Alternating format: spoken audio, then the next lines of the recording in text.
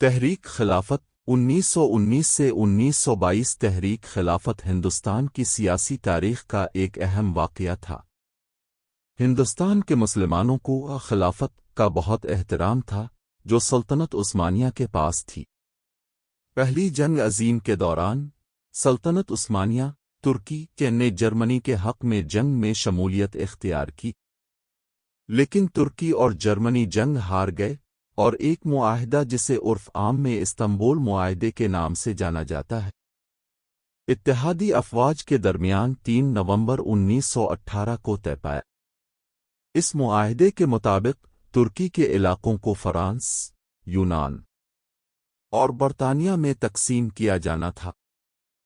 جنگ کے دوران ہندوستانی مسلمان بہت ہی عجیب و غریب حالت میں تھے کیونکہ ان کی خلافت سے گہری عقیدت تھی۔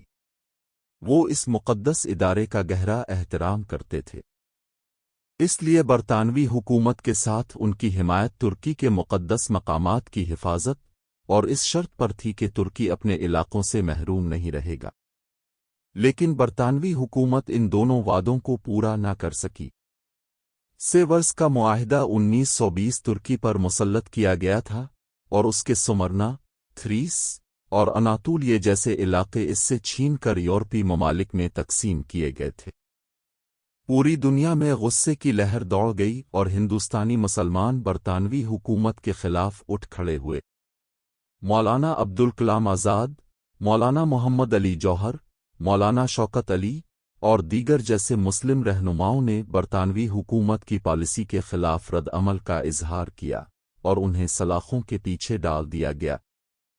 سلائیڈ ایجوکیشن میں آپ کو ویلکم کرتا ہوں۔ ویڈیو اچھی لگے تو سبسکرائب لازمی کریں۔ اس طرح مسلمانوں نے ایک عوامی تحریک شروع کی جو تحریک خلافت کے نام سے مشہور ہوئی۔ اس تحریک کے مقاصد تھے: 1. ترکی کے مقدس مقام کی حفاظت کرنا، 2. ترکی کے علاقوں کو بحال کرنا، 3. سلطنت عثمانیہ کو بحال کرنا۔ دسمبر 1919 میں خلافت کمیٹی اور کانگریس دونوں نے بیک وقت امرتسر میں میٹنگیں کیں اور ایک وفد تیار کیا گیا جسے مولانا محمد علی جوہر کی قیادت میں انگلستان بھیجا گیا تاکہ برطانوی وزیر اعظم، کابینہ کے ممبران اور ممبران پارلیمنٹ سے ملاقات کی جا سکے۔ خلافت کے حوالے سے ہندوستانی نقطہ نظر: وفد نے 1920 میں انگلینڈ کا دورہ کیا۔ وفد کے رہنماؤں نے ہاؤس آف کامنز سے خطاب کیا اور برطانوی وزیر اعظم لائیڈ جارج کو دیکھا جنہوں نے وفود کے مطالبے پر کوئی توجہ نہیں دی۔ یہ وفد 8 ماہ تک لندن میں رہا اور برطانیہ میں تقریریں کر کے بہت سے لوگوں کے دل اور ہمدردیاں جیتے۔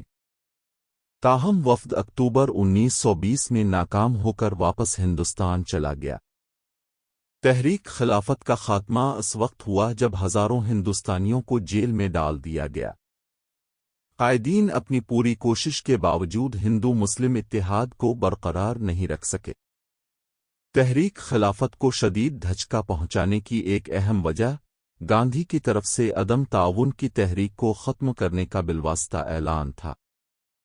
1924 میں کمال اتاترک نے ترکی میں خلافت کو ایک نظام حکومت کے طور پر ختم کر کے جمہوری بنیادوں پر حکومت قائم کی جس نے ہندوستان میں تحریک خلافت کو زبردست دھچکا پہنچایا اور لوگوں کی تحریک میں جو بھی دلچسپی تھی وہ ختم ہو گئی۔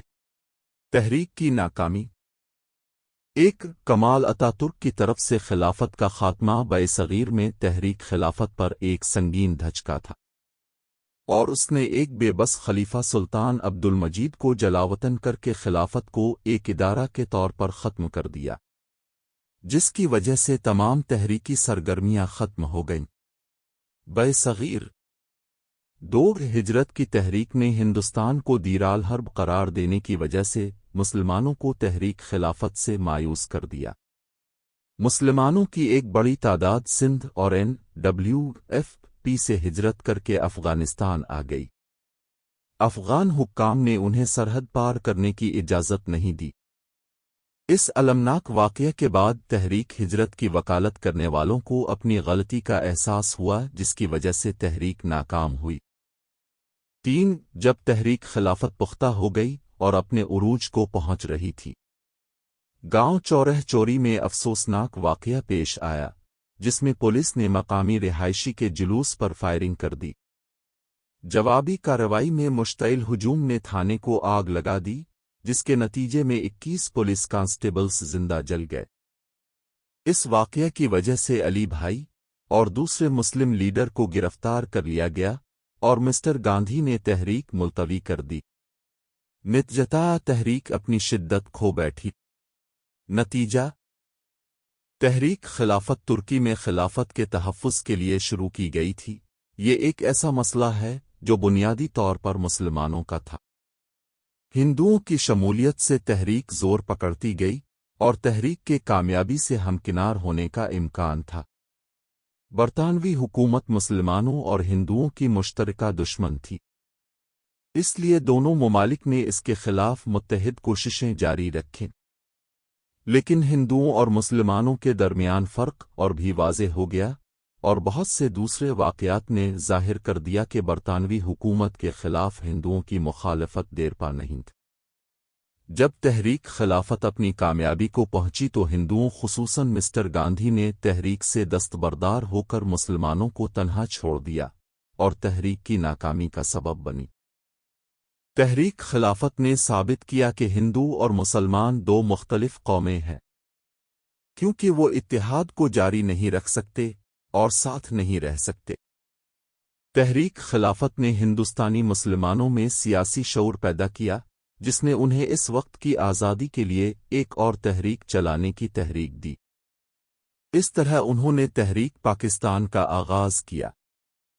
امید کرتا ہوں کہ سلائیڈ ایجوکیشن کی ویڈیو آپ کو پسند آئی ہوگی۔ تو ملتے ہیں اگلی شاندار ویڈیو میں، تب تک کے لیے اللہ حافظ۔